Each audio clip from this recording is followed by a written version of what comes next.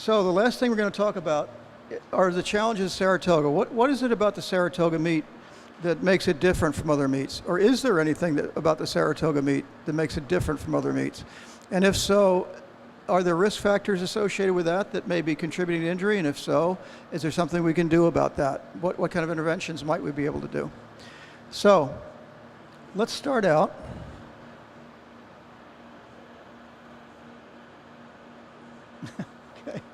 Okay, technical difficulties. My thumb is too big for the button. So the issue here is let's just look at Saratoga for a minute and see if we can figure out what's special about. We all know what's special about Saratoga, right? But let's look at the numbers and see. This is a 6-week duration meet. There is no other meet in the NYRA calendar that is 6 weeks long. We're here 6 days a week. There is no other meet in the NYRA calendar where we race 6 days a week. There are 2,600 horses here. Now that's a lot, but there are a lot of horses at Belmont too, so the number of horses here may be a little different, but not greatly different probably. We have about 3,300 starts during the Saratoga meet. That averages out to be about 546 starts a week. Now if we think about racing fatality rates, remember I showed you a slide earlier in the day where we looked at the national fatality rate and we looked at NYRA fatality rates. And the national fatality rate has been hovering around 2 per 1,000 for a really long time. It's a little lower than that right now, but it's around 1.7, something like that. 1.54 this year, actually, but 1.7 in 2015. So if the fatality rate is roughly 2 per 1,000 and we're running 500 starts a week, it's reasonable to assume that if our fatality rate was the same as every place else, that in 2 weeks we would have more than at least 2 fatalities, or about 2 fatalities per every 2 weeks. So when we hear on the news that there is a fatality up here at Saratoga every week, that sounds like a really horrendous situation, but in actual fact, that's about the same as the national average. I'm not saying it's good, and I'm not saying we can't do better, but what I am saying is that because of the compressed nature of this meet, that anything we do here is going to look a little more frightening than it might in a regular meet that's spread out over a longer period of time. So that's one thing. We have a record number of purses here. Record number of stakes races and purses are really high here. So this is what we call a boutique meet. Now a boutique meet is a special place. And the other boutique meet that runs in here in the United States is the Del Mar meet. And these two meets are meets where people want to be. People want to come here to see racing, to see world-class racing, to see championship racing. Owners want their horses to race here at Saratoga. They would like to see them have their first start at Saratoga. The young horses here are trying to get a foothold in their future careers. They're trying to make a statement at Saratoga. The older horses, the more experienced horses, are also here for similar reasons. They're way past the first start stage, but they are here to make a statement. They are here to enhance their careers. They are here to get breeding rights. They are here to enhance their bloodlines. There's a lot at stake here at Saratoga. It's very, very important meet for obvious reasons. So the expectations of the Saratoga meet are unique in some regard. And I guess I would say that we have similar expectations at every meet, but it's intense at Saratoga. It's more intense at Saratoga. And so I think that's something to keep in mind. Okay, now if we look at the Saratoga meet fatalities, now these are actually only racing fatalities, but these are the racing fatalities at the Saratoga meet per 1,000 starts, so it's normalized for starts, so it is a valid comparison year to year. And we're looking at the 8 years here, the year 2009 through 2016. If we look at this data, we can see that the number of fatalities changes from time to time, that it's not uniformly distributed. It's not the same from year to year. Some years are better than others. Okay? Why is that? That's a question we need to think about. Let's take just a look at we're going to focus more on 2016 than all those years because I have the data here from 2016, and it's a little simpler to give you an example of a year, and then we can kind of use that as a model when we look at different years. So if we look at this chart here, what this is a graph of the average temperature and humidity at the 2016 Saratoga race meet. Well, what do we see? The temperature is in red, and the average humidity is in blue. Okay, so this is the meet from the 22nd of July to to the 2nd of September in 2016. And we can see that it's pretty warm. And we can see that there's some variation in temperature and humidity, but honestly, it's fairly consistent with the exception of one bump on around August 5th where the average humidity was pretty high. There's not a lot of variation there in terms of temperature and humidity. What that means is when our fatality rate's going up and down, well, we'll see that in a minute. If the fatality rate stays the same throughout this whole thing, then maybe you could talk about a correlation. But if your temperature and humidity is staying the same and your fatality rate's changing, then it's unlikely that these factors are significant factors to associate with the injuries. Let's take a look at rainfall. At Saratoga, it's generally a dry time, almost drought conditions for the most part, punctuated by what I like to consider Hudson Valley thunderstorms, and like no other in my experience. And it's incredible the amount of rain we can get in a short period of time here. And remember, we talked earlier, and we're going to talk a little bit more about this, but moisture is an extremely important part of the surface tension of the dirt racetrack, and the turf as well, but mostly the dirt.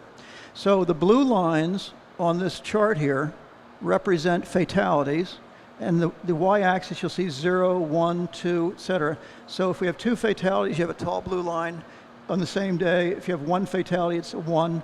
The red lines are rainfall in inches. Okay, so what we can see here is that, for example, on or around the 12th of August, we had a 3 or 4 day period there where we had an awful lot of rain.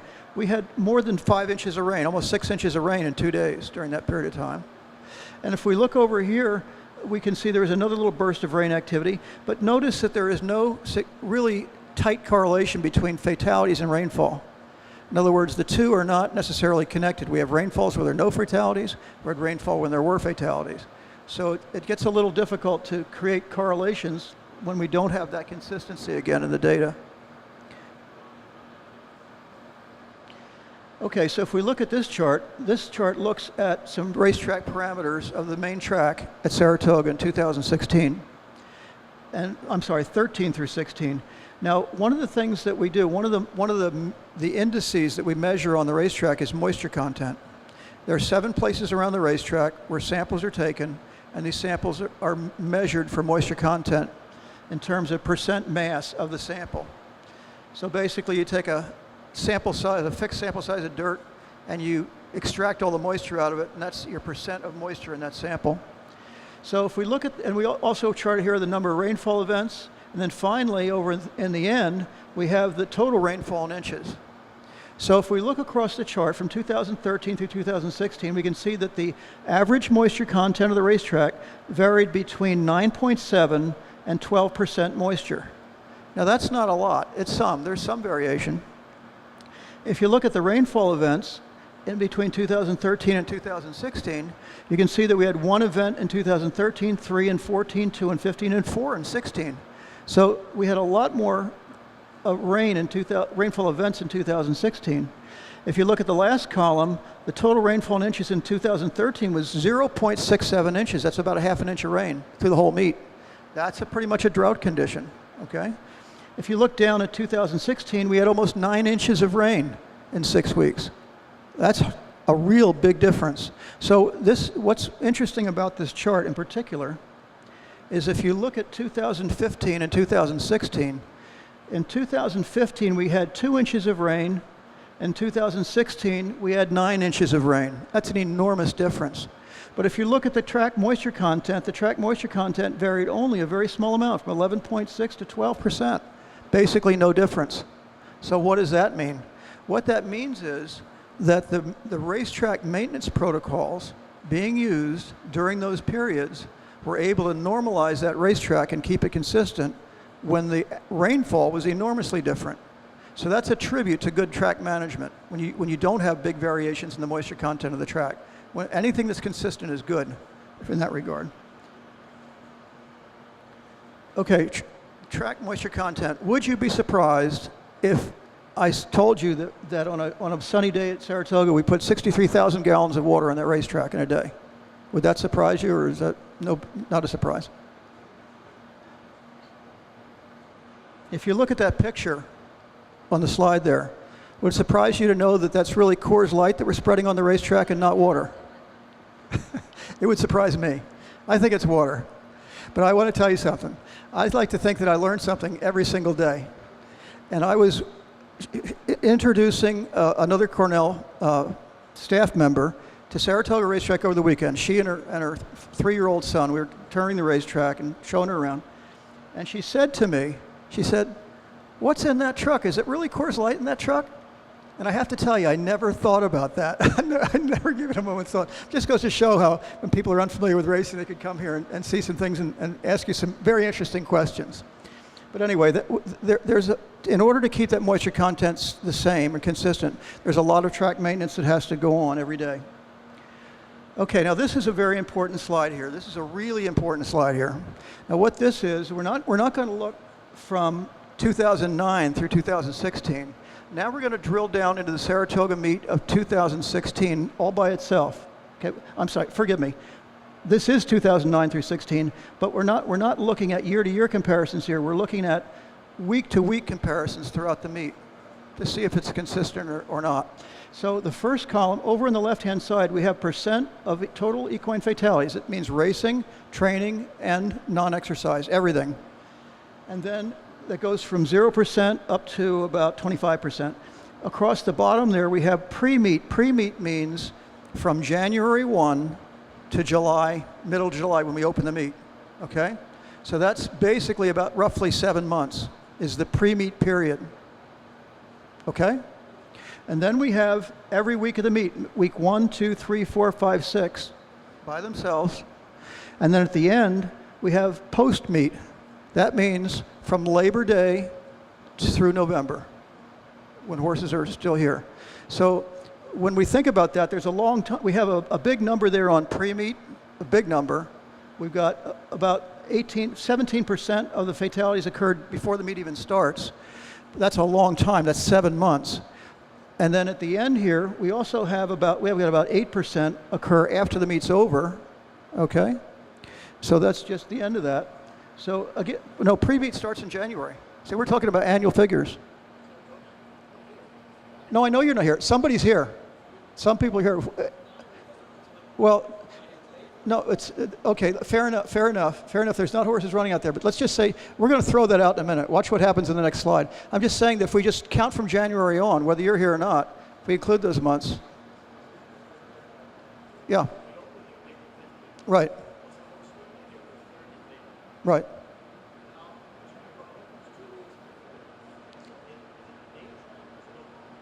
It's all of it, everything. Okay, well let's move on for a second. Because that's confusing, okay, I agree with you, that could be confusing. We're going to cross out that data. Fair enough? What?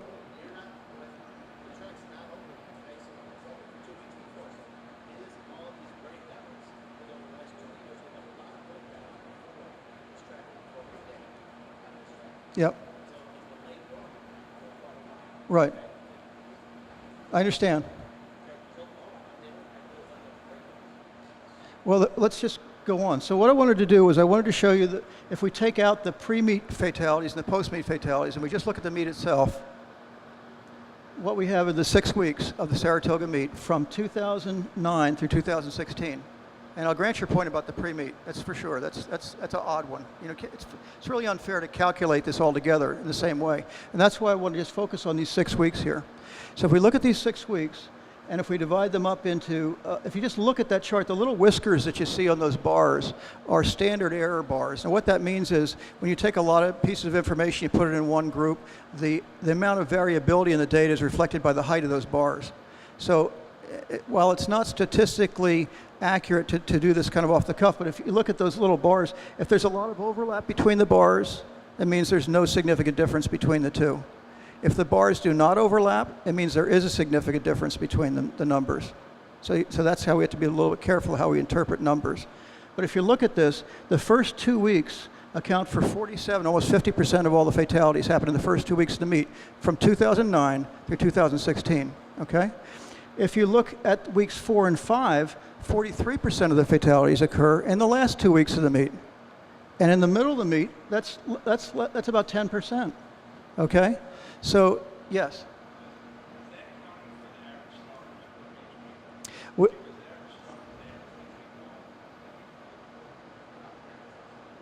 These are not normalized for starts.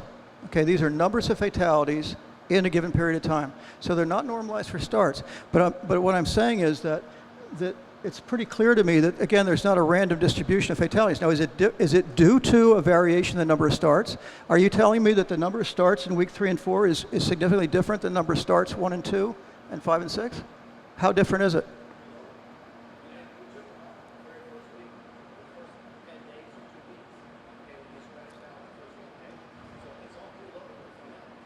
Right. So, for sure. So I get that. So my point is, though, that how many races are we running week 3 and 4? Are we running fewer races in week 3 and 4? It's what? Field size. Okay. Well, that's a good point. Well, we could look at field size and see what's going on. But there's some variability here. That's my only point in this slide. I'm not going to tell you exactly why, because there's a lot of variables that could impact that. But there is certainly a difference in the number of fatalities from week to week at Saratoga, and it has been for a long time. And it certainly is preloaded on the front end, but then there's a bump in the back end too. So it could be field size, it could be number of starts, it could be a lot of things. But there's something going on here that needs looking at, and that's part of the investigation that we're doing right now. Yes?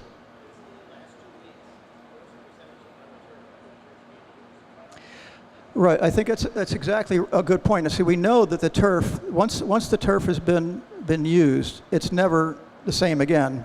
You know, it's treated and it's managed well, don't get me wrong, but the turf undergoes a state of attrition, if you will, over the course of a meet. So at the end of the meet, if you just look out there on the race course, you can see the difference. Now, they move the rail in and out, and they put in 2 irrigation systems here in the last year that's done, I think, a terrific job of helping get more water on the track.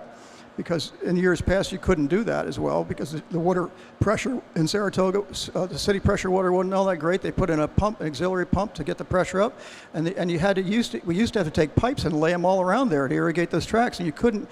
There weren't enough man hours in the night to get all the pipes out there and do both racetracks at the same time and get them all cleaned up in the morning again.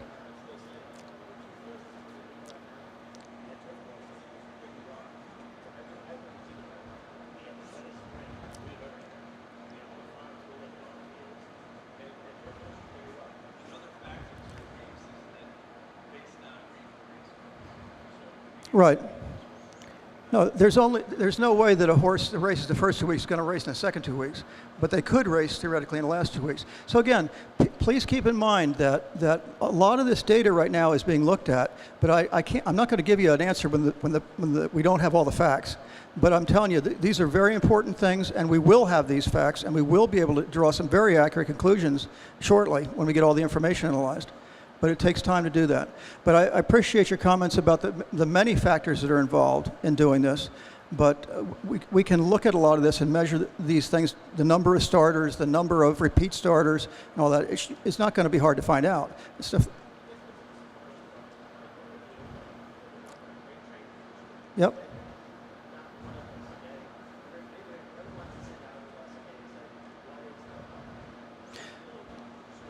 Sure.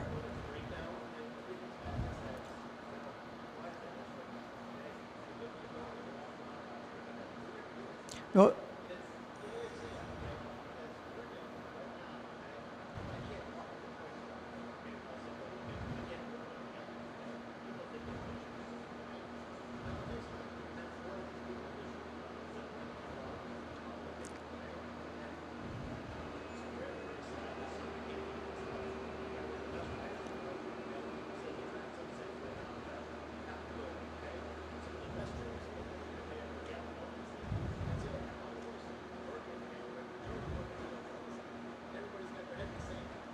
Well, not everybody, but I will.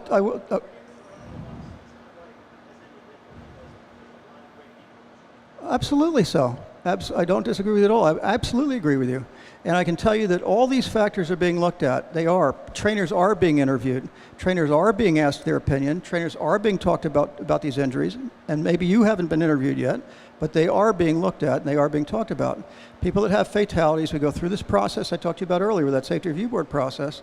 And it takes time to do all this. It's very time consuming. And I won't say that it's done quickly, but I will tell you that absolutely trainers and riders and veterinarians are interviewed, records are gathered in, but people are talked about. And I would say to anybody, if anybody has any thoughts on the subject, I can't be at every person's barn and talk to everybody else. But personally, if you have any information you'd like to share with me, I am all ears. You know, I am standing here in front of you right now, tell you I will listen to anything you have to say, anytime you want to say it. I'll give you my personal phone number. You can call me anytime you want. My phone number is readily available. And so please, there's no way that I'm going to stand here and say I'm not listening to you. I completely agree with you.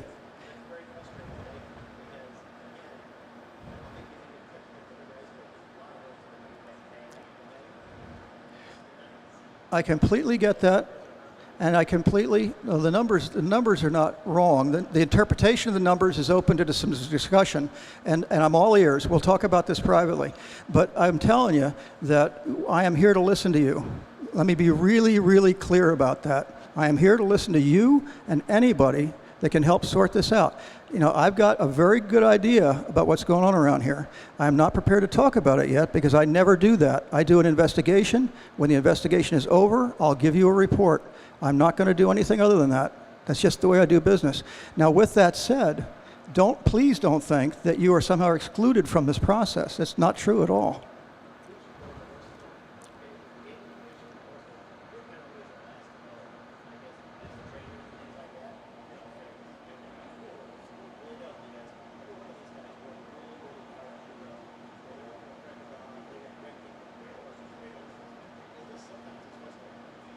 You can't be more frustrated than I am. Believe me.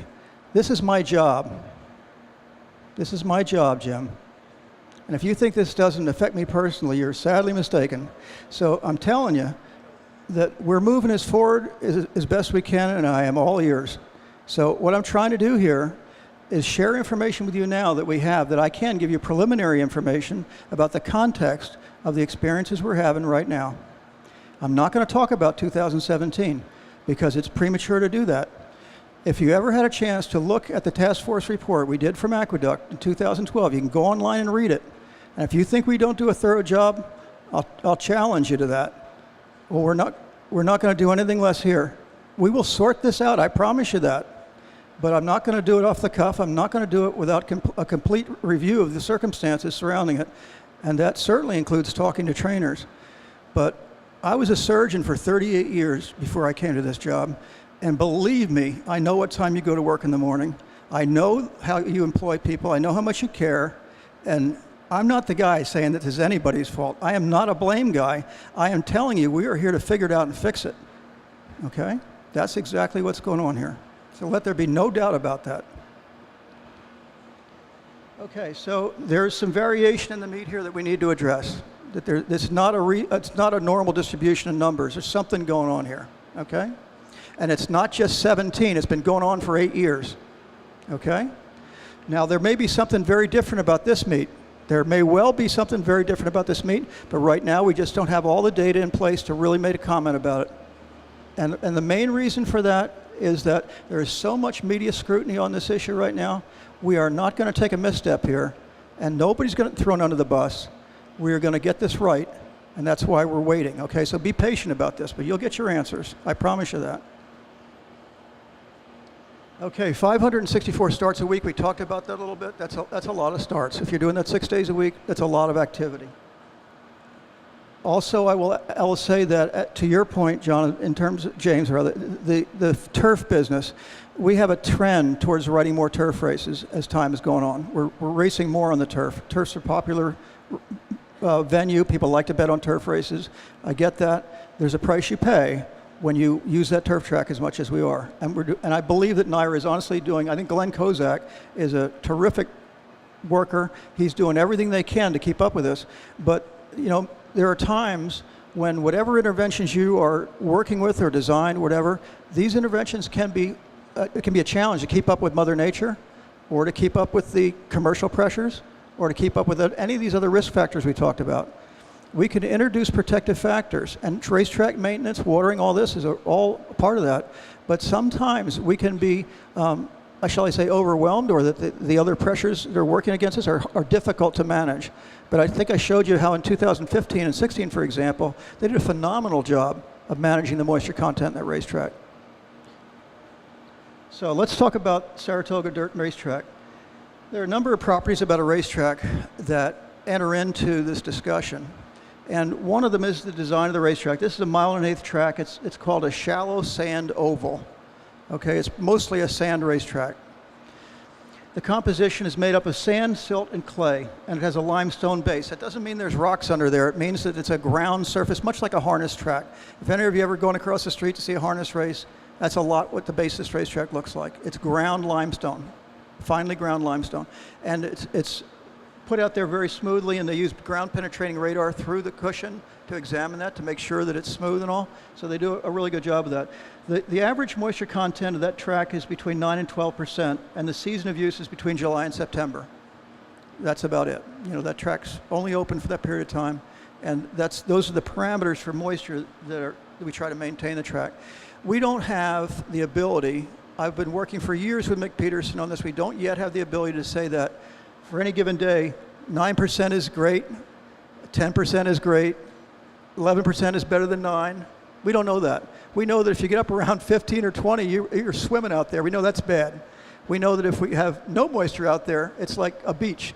It's a fluffy beach. We know that's bad. But we don't have enough numbers to say yet if there's an optimal range. But this seems to work pretty well. These are the numbers we've been using for years, and that's a pretty good, right now, that's the best we can do. So that, again, if you cut that racetrack on its side, you'd have a cushion that'd be about 4.5 inches thick, and it's very even around the racetrack, and then you have this limestone base underneath of it. Okay, now, this is like bone is a composite material. You heard earlier today that bone, we think of bone as a pretty rigid structure, and we think of bone as a composite. It's actually a composite material made up of calcium and organic elements and such. And in fact, a little bit of water, but a racetrack is a composite surface as well. It's a living, breathing thing. It changes from hour to hour. I mentioned that to you earlier. If we took the cushion and we looked at it under a microscope, and they do that. They actually do take that racetrack, sample it, and look at it under a microscope. You would see different particles in there, okay? The sand particles are really big. A particle of sand, a grain of sand, is enormous by relative comparison to silt or clay. So if you had a McDonald's, what do you call them, a bouncing room, you know, where the kids go in and play around on the balls inside that room? Have you ever seen that at the McDonald's store? If you, what's that? A ball pit, okay, a ball pit. If you had a ball pit, thank you, that was full of beach balls, and you tried to walk across it, could you do it? It'd be really hard. Why? Because the beach balls would slide all over each other, right? It's very unstable. How about, though, if we take the silt and the clay, which is only 10% of that racetrack, but if we filled in all those gaps with silt and clay, now you have a surface that you can walk over, okay? So a track that does not have this kind of mixture in it can be very cuppy and very loose, and with adding clay and silt to it, mostly clay, to a very small amount. I mean, we talk about putting 40 or 20 to 40 tons of clay out there. It's a really tiny amount, relatively speaking, but it sounds like a lot. But when you talk about the surface area of that racetrack, it's enormous. So you mix it all together like cake batter, and you get this recipe that they make in a very consistent fashion, and that determines the surface tension of the racetrack. So these smaller particles play an extremely important role in keeping that racetrack stable. Now, what happens when we get rain? Well, we seal the racetrack, right? And that's great. That's a big help. But when water gets on that racetrack and washes it down, there's a slope to the racetrack towards the inside rail. And as the water washes down there, the big particles sink. The little particles float. So what happens is you have a relative differential change. The lighter stuff, the sand, the silt, tends to wash off into the inside more than the sand does. So you lose the mix. It's not a uniform mix anymore. So that's why you see you out there with a grater bringing all that back out again after a rain and then mixing it back into the racetrack. So there's a lot of really, really hard work involved in keeping this mix uniform all around the racetrack.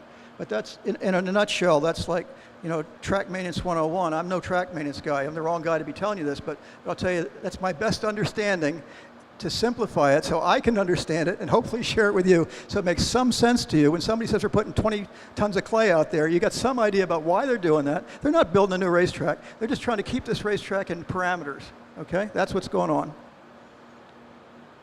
Okay, now I apologize for the lightness of the lines here, and I hope you can see it in the bright room. It's a little hard, but what I wanted to try and convey here is this interaction of the horse on the cushion. We do not want the horse to be bouncing off the base. That's a bad thing. That's when you start getting concussion fractures, like we talked about earlier. We want the horse turning over in the cushion. So during the strike, when the heel strike happens on the racetrack at high speed, the heel usually contracts the track first, or a flat foot, and then the horse starts to rotate. The ankle drops down, the fetlock drops down. They rotate over that cushion, and then they pop out of it. Okay, so in the beginning we have a high-speed locomotion, heel contact phase, an impact phase. Then we have this rotation phase, a loading phase, if you will, and then breakover, and then the flight phase, where the horse is flying through the air, the period of suspension, if you will. So that's kind of what's going on out there every time a horse sticks its foot into the racetrack, which changes the racetrack, okay, at that particular spot. And that's why, of course, we harrow the tracks beforehand. It's why the tracks are harrowed in between. That's why you have breaks in the training morning hours, right? And the more training breaks we have, the more opportunity we have to work over a fresh surface. So that's what's going on out there. We're trying to get everything squared away. Now these horses are also compacting that racetrack for us to some degree when they're working over it. And if you've got 1,000 horses out here over these tracks, working over these tracks, that's a lot of compaction. So it's part of the process, part of the recipe of getting that track uniform. So consistency is the key. And if you look at this cushion depth, people have said to me, the Saratoga racetrack is deep. It's tiring. It's a deep racetrack. Well, I believe, and this is my personal belief and based on what I've been able to observe, just like you, I've observed the race times. I watched the race times on opening day, and it was my impression as a veterinarian, not as a track guy, not as a horse trainer, as a veterinarian, I thought they were pretty slow, the first day. So that was my take on it. What does that mean? That's one guy's opinion. That's all it means. But I will tell you, though, that I have measured that racetrack, and Glenn measures that racetrack all the time. And these are the numbers from 2013 through 16. And you can see what we have here is the average cushion depth in inches, and then the standard deviation is the variability. Okay? So what you can see here is that it's pretty consistent. There's not a lot of variation at that racetrack. We're basically looking at something that's about 4.5 inches, 4 3/4 inches, something in that range. It's very close to being the same all the way around. Now, Glenn tells me, and Peterson tells me, that they maintain this exact same cushion size at Saratoga, Aqueduct, and Belmont. And that the reason for that is they want to have as consistent a surface as possible for those of you that are moving from Aqueduct to Belmont to Saratoga. So that we're conditioning these horses to adapt to a racetrack condition. And if we can minimize the changes, at least in the New York circuit, it makes sense that there'll be less variability, less to adapt to if we go from one spot to the next. Remember when we looked at the slides earlier today, we saw that one of the risk factors was a change in racing surface over the last 3 starts. So anything we can do to minimize the impact of that risk factor is a protective factor, and that's a protective factor. So that's something that's done that's attempt to minimize that. Okay, now another metric that we use is we look at workout times, okay? These are the tabs from the main track at Saratoga for the year 2015 and 2016. Because one of the things that was a concern in 2016 was, is the track slow and tiring? So we looked at the work tabs. Now, what this means is that we looked at 4 furlongs, 5 furlongs, and 6 furlongs. There's some 3 furlong workouts out there too, but this is just an effort to take a look at that. And what you can see is that there is not a lot of variability there. It's pretty consistent, those workout times, between 15 and 16. We're not talking about 17 and 16. We're talking about 15 and 16. That's a very consistent time frame. We're looking at exactly the same statistics now between 17 and 16 and 15. And we'll see if it's different. And then we'll maybe have something to talk about. And just to back up a second, it's basically 12.5 seconds per furlong. If you take a 3 furlong work divided by 3, a 4 furlong work divided by 4, etc., that gives you a standard time per furlong, and 12.5 seconds is about a standard training time.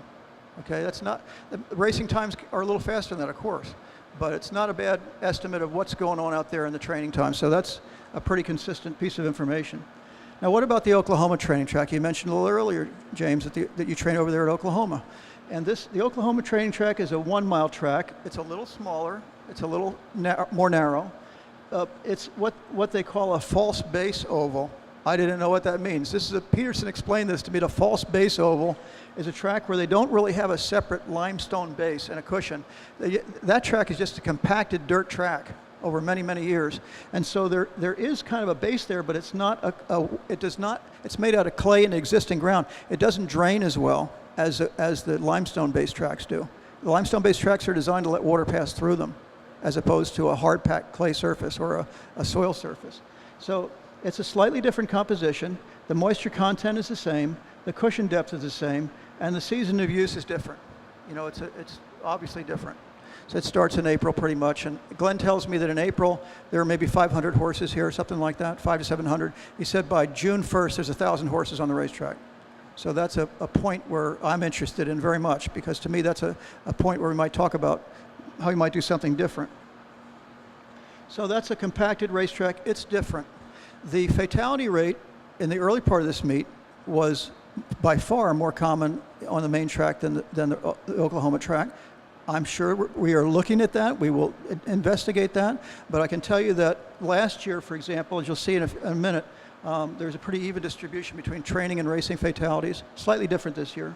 But turf tracks, we've got 3 turf tracks here at Saratoga. We've got the Oklahoma turf track. We've got the inner turf and the melon turf over here. Slightly different designs. Bluegrass is the composition. Glenn tells me that's all bluegrass out there. There's a slight bit of fescue mixed in with it for when they put in the divot plantings, but that's basically what it is. Moisture content is higher than a dirt track. If you take that turf track and take a chunk of it and measure the moisture content in it, it's about 25 to 30%. I said to Glenn, why is that? He said, because there's water in the roots. There's water in that plant. Okay, so the moisture content is different than a dirt track for that reason. We're talking about organic plant material out there as well. So that makes it different. The season of use, again, is July to September, April through November on the Oklahoma turf. So those are some parameters about the turfs. So let's talk a little bit about it. What is a tiring racetrack? A tiring racetrack is a racetrack that tires out the horses. They come back body sore. They have slow times. Everybody, I can tell you that's probably the most common complaint I've heard over the past few years at Saratoga, that the main track is a tiring racetrack. So how do you make a tiring racetrack, or how do you fix a tiring racetrack? Well, there are 3 things that contribute to a tiring racetrack. And anybody that's run on a beach can relate to the fact that it's much easier to run down near the edge of the water where there's water, and then if you're running up in the dry stuff, it's really hard. And so depth of the cushion, composition of the cushion, and moisture content are the 3 variables that determine whether a racetrack is tiring or not, or how tiring it is. So when you think about it, if the depth of the cushion is measured, and it's measured all around these racetracks, if the depth of the cushion is not changing, if that's a constant, then we have to be looking at composition and moisture content. If the composition is the same, let's say between Oklahoma and the main, then if that's the same, so if the depth of the cushion is the same and the composition is the same, we're pretty much left with moisture content as defining the difference between the surface tension of these surfaces, because the moisture controls the surface tension.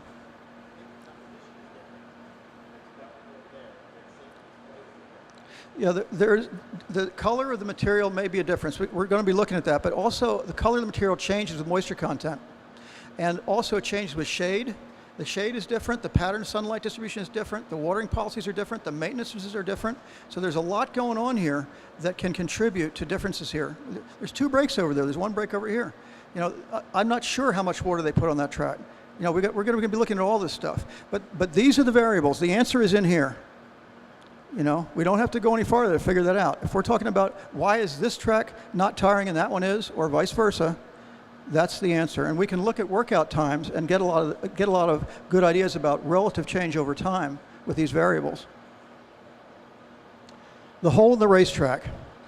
I was talking to Mick Peterson about this. I said, Mick, a lot of times I'm talking to trainers or riders, and they say there was a hole in the racetrack. And we go out there and we can't find a hole in the racetrack. Now granted, we're harrowing and there's just superficial disturbances, but when I think about a hole in the racetrack, I think about a significant divot or some change in the racetrack that when you go out there, the horse is going to fall into a hole or drop down in a hole, or the jockey has a sensation that the horse is depressed and somehow into the track, unusually so. I'm struggling to figure out where it is and how can we find it and reproduce it and measure it. When I talked to Peterson about that, I said, Mick, what's going on here? Is there anything that you can think of that would explain the hole in the racetrack? And he told me it's moisture content, he believes. That if you have different moisture contents in different parts of the track, certainly not intentionally, but maybe due to shade, maybe due to the faceplate where the water trucks come on and off the racetrack, the sunlight, absolutely. All these things can change the relative moisture content. When you hit a wet spot, the horse is going to drop into it. And he said that can make it feel like there's a hole in the racetrack. So I think that's probably the answer, but that's speculation at this point. But just to give you some idea about, just to try and get a handle on this hole in the racetrack business, it may well result to a local variation in moisture content. Okay, the performance metrics. We look at weather extremes, makes it challenging to maintain a racetrack. Changes in the water content have been well controlled over the past couple of years. This was basically his report in 2016 when I asked him to come back in and reevaluate the racetrack. And material composition was well maintained with minor changes. Cushion depth measurement indicated consistent surface. So basically his report was things are in the parameters. Okay? Now what does that mean? And what doesn't it say? What it means is that we set a goal, we set a standard for that racetrack, and that when we measure it, it's in the standard. Now, is there something wrong with it? If we're out there and we are still having problems and everything's in the standard, do we need to look at the standard? Is there some other measurement that maybe we need to be looking at that we're not looking at right now? These are all questions that we need to answer. But I mean, maybe we're just not measuring the right things. So it's something that we really have to take a hard look at. So in 2016, we had 10 fatal musculoskeletal injuries here in Saratoga. There were 4 training injuries and 6 racing injuries. We had 2 sudden deaths and 2 that were not related to exercise. That means we had about 86% exercise-related fatalities in 2016. This was the list of musculoskeletal injuries that we had in 2016, the types of injuries, if you will. 2 spiral condylar fractures, 2 lateral condylar fractures, 2 biaxial proximal sesamoid bone fractures, 1 condyle sesamoid P1 combination, 1 distal sesamoidian ligament rupture, 1 humeral fracture, 1 elbow fracture. Now that's a broad range of injuries. Now you can see though, remember when we talked about Fetlock being #1? Fetlock's still #1, so still champion, right? We've got 2, 4, 6, 7, 8 of those things regarding the Fetlock. So no question that Fetlock's an issue, but that's just to give you an example of what happened here last year in terms of distribution of the injuries. Now, is the distribution of the injuries this year different than last year? Maybe it is. I think it is. So we're going to be looking at that too. That's another piece of the data. What about infectious disease? Infectious disease happens here. It happens everywhere. The number one killer of racehorses from a medical standpoint in New York and every place else is colitis. And it is a horrible disease. It happens. The horses can be pretty good looking at one point of the day. By the end of the day, they can be dead. There was a horse, we had a horse last year that was examined by a veterinarian here. The horse had a little bit of a loose stool, had a fever, a little bit of a loose stool. The trainer called the veterinarian in, the veterinarian looked at it, diagnosed Potomac horse fever. Put the horse on tetracycline, gave it some Banamine for the fever. Horse seemed to be okay. It was just, they left the horse for the night, came back in the morning, it was dead. So it's tempting to say, well, gee, they should have shipped that horse over to the clinic. They shouldn't have left it there in the stall, and if they would have just shipped it to the clinic, they could have given it 100 liters of fluids and it would have been okay.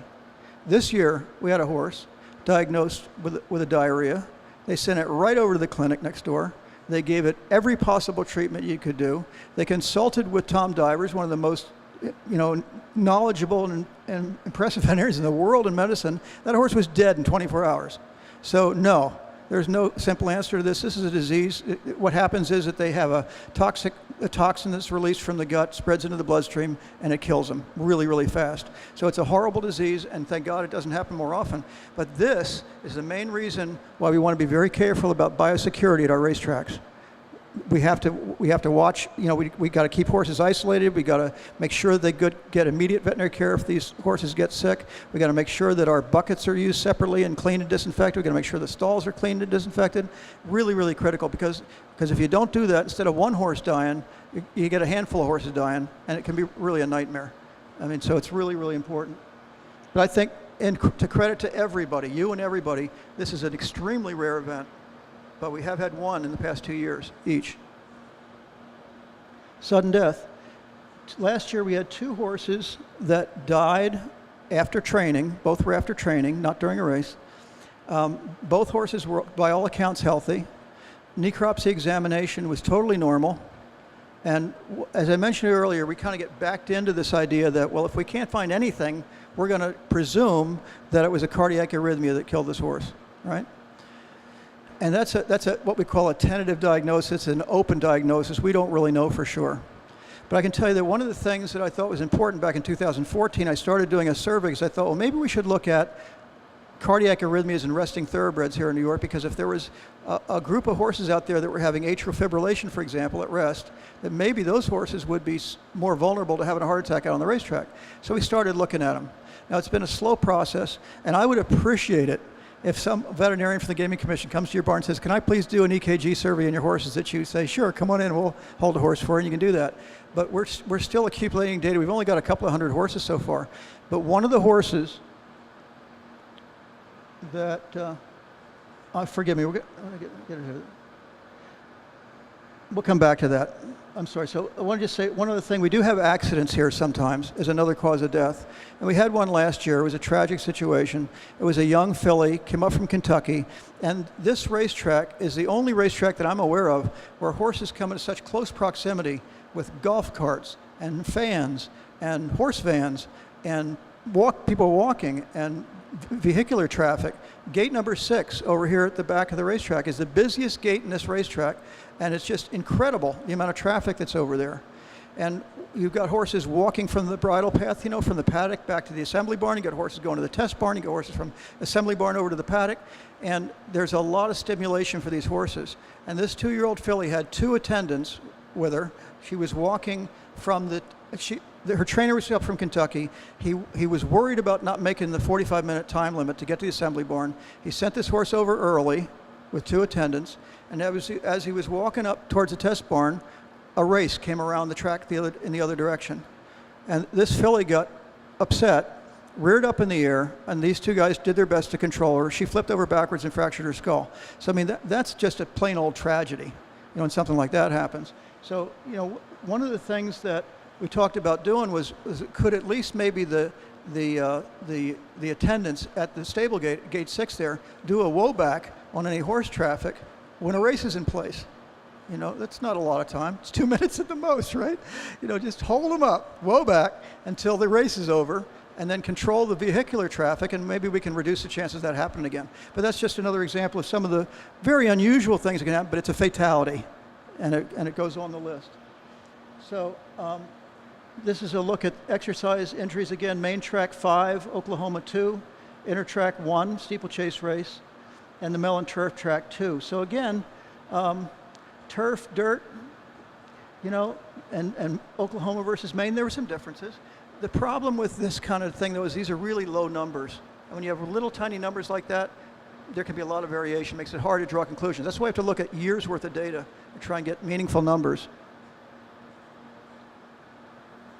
Necropsy findings. These are orthopedic injuries. Again, if we just classified them, fetlock 6, cannon bone 2, humerus elbow, pretty straightforward, but again, fetlock distribution is a big one. These condylar fractures, same old. Same kind of thing I showed you earlier this morning, where we've got a big divot on the back of the cannon bone there. That was a condylar fracture, fractured right through one of those areas in the back of the cannon bone. Subcondylar bone sclerosis, just like before. Biaxial sesamoid bone fracture, intersesamoidian ligament rupture, cartilage score lines, and incomplete condylar fractures. Left front, right front.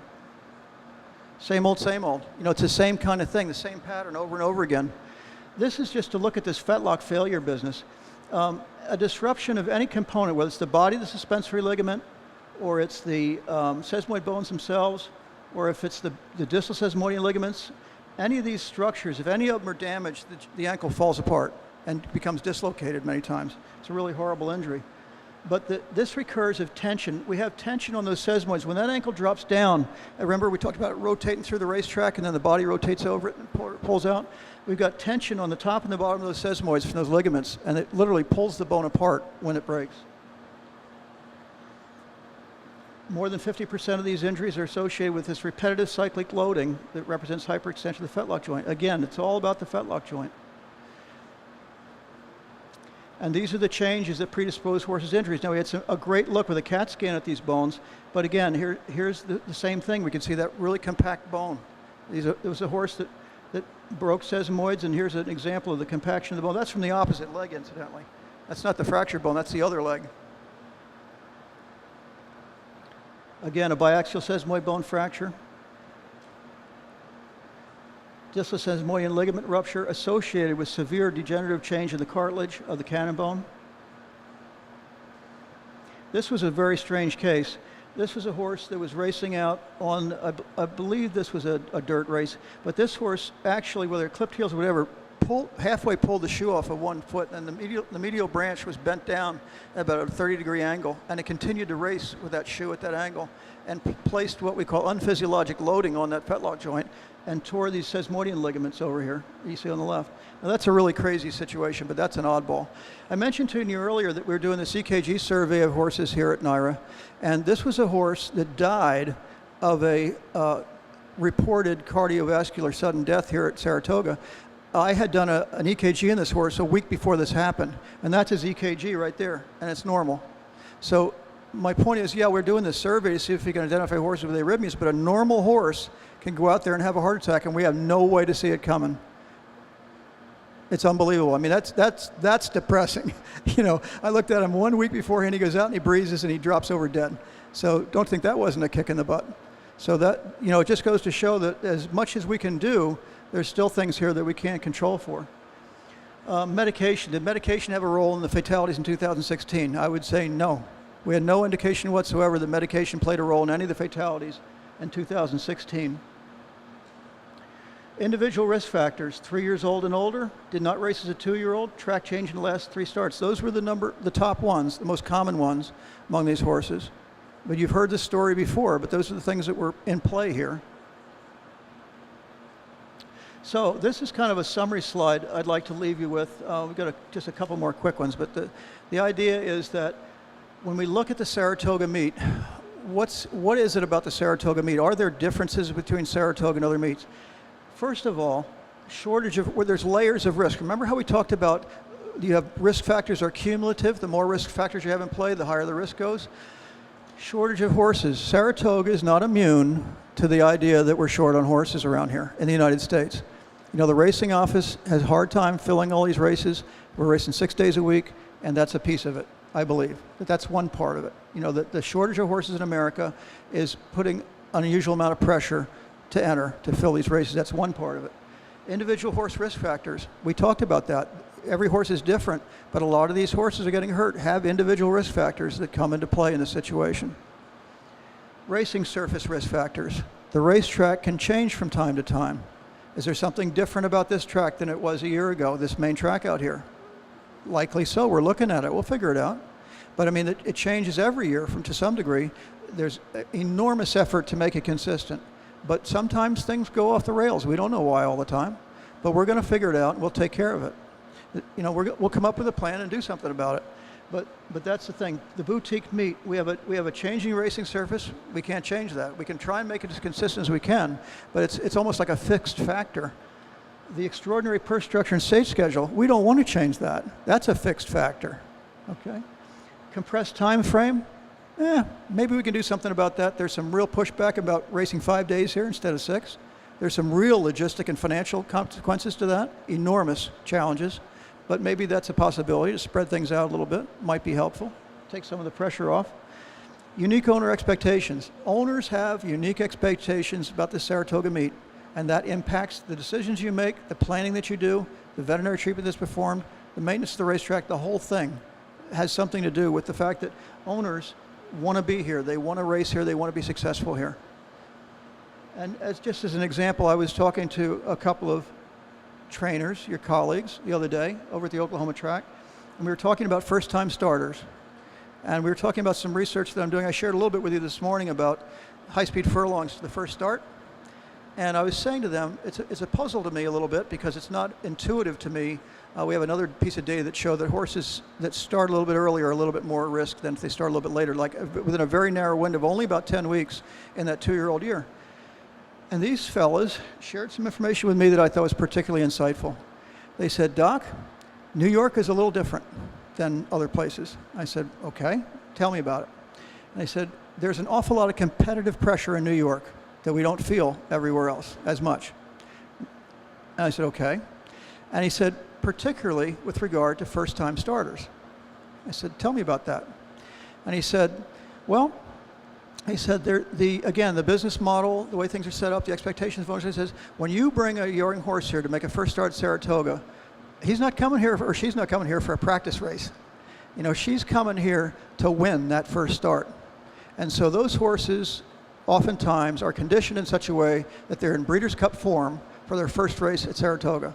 Now, you may disagree with that. I'm just telling you what these fellas told me. They said they can't afford to lose that race here at Saratoga. If they, you know, they're going to have they got to be on their A game when they get in that starting gate for that first start. Now, that is going to change the way you prepare for that race. So that's something I think that we need to be mindful of and talk about. That's not something that's going to be easy to fix, but it's something that's important, I think, to think about. So the Gaming Commission is planning to do one thing we're going to do sooner rather than later, and that is to extend the voidable claim options for trainers if they want to, at the discretion of the claim, at the discretion of the trainer. If the horse, well, see, the horses at a race are looked at 7 times during the day. They're given a pre-race examination by a NYRA veterinarian. They're watched as they're brought over to the assembly barn and the paddock. They are looked at in the walking ring. They are looked at in the post-parade. They are looked at in the starting gate. They are looked at when they come back from the race and unsaddled. They are looked at when they're walked to the test barn. So we're going to require all claimed horses to walk to the test barn, and then they're going to be looked at by the state veterinarian in the test barn. If that horse is bleeding out of its nostrils in the test barn, or if he's lame AP grade 2, that means lame at the trot, the trainer is going to have the option of voiding the claim. Now, this is not a foregone conclusion. This is a rule that we're going to propose. I would appreciate your comments. So if you have a chance to comment about this possible rule, I'd love to hear about it, because these things are always controversial. But anyway, that's something that the Gaming Commission would like to do, and the idea of protecting horses a little bit more. And actually, this is a trainer initiative rule. This is a lot of trainers were, when we first put in the first protective rule in 2013, there was a tremendous pushback. Let the buyer beware. I don't want to hear about protecting the horse or protecting anybody. Let the buyer beware. That was the business model. But we made those changes, and 3 years later, I can tell you, 3 to 1, I have trainers saying to me, Doc, we need to extend that rule to cover, because right now the rule says he's got to die on the racetrack or get vanned off to avoid the claim. He said, I just claimed a horse, and he walked off that racetrack lame, and I didn't get a van ride, I didn't get on the vet's list, and now I'm stuck with a lame horse, and I can't do anything with him. So that's the incentive for bringing this up. So you might agree with that, you might disagree with that, love to hear about it. So what can owners do? I think there's a role here for owners. We just talked about owner expectations. I think owners need to understand that, you know, you can have your dream, but the dream isn't always going to be easy to make, and it may not always fall on the right schedule. And I know all you guys counsel them and talk to them about these things, and they miss a race. You know, we talked about the second worst phone call is tell them that you can't make this race, but there'll be another race. The challenge, though, is it may not be at Saratoga. It's going to be someplace else. But that's something that owners need to come to terms with to be realistic partners in safety with you. So anyway, Saratoga, circumstances are unique and complex. Many factors are in play. We have to have increased focus on risk management, because we can't change a lot of these risk factors, but we can introduce protective factors to help mitigate that risk. That's the solution for the moment. We have these boutique meets, basically that's it. So we have unique, many causes, boutique meets are a challenge, and the protective factors are the answer. So I hope that gives you some understanding at least of where we're going with these investigations and things that we're looking at. I hope it gives you a way to think about the Saratoga meet in a different way perhaps than maybe you had in the past. I hope it gives you the opportunity to take some of these concepts of protective factors and see which ones you can use in your barn and incorporate in your policies and protocols that might help us reduce injuries. Because it's everybody's responsibility. It's my responsibility. It's your responsibility. It's NYRA's responsibility. It's everybody's responsibility to do everything that we can. And I think we're doing a pretty good job of it, but I think we can always do it better. And it's with science and it's with communication like this, where we can talk about these things and interchange ideas and work together, that's going to be the solution down the road. So I thank you for your attention today. It's been a really long day. You guys have done a great job of putting up with 4 hours in a chair, which I know is not your usual style. But I appreciate you coming here today. And if anybody has any ideas about things that you think we ought to be looking at for this meet, please come see me. Call me and I'll come to your barn. I'll talk to you. I promise you that. Have a great day.